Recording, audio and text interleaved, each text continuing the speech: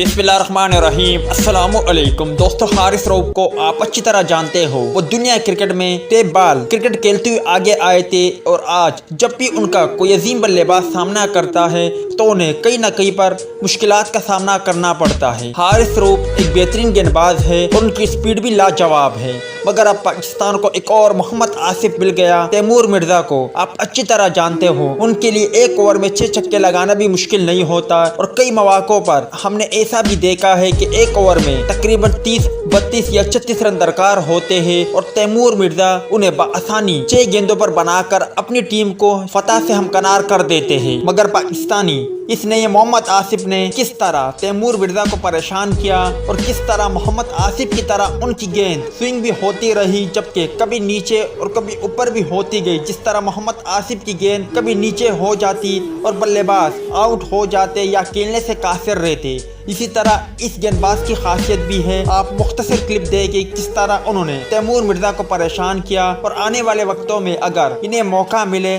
तो शायद ये भी मोहम्मद हारिस की तरह जो टेप बॉल क्रिकेट खेलते हुए आगे आए थे उसकी तरह गेंदबाज बन सकते हैं।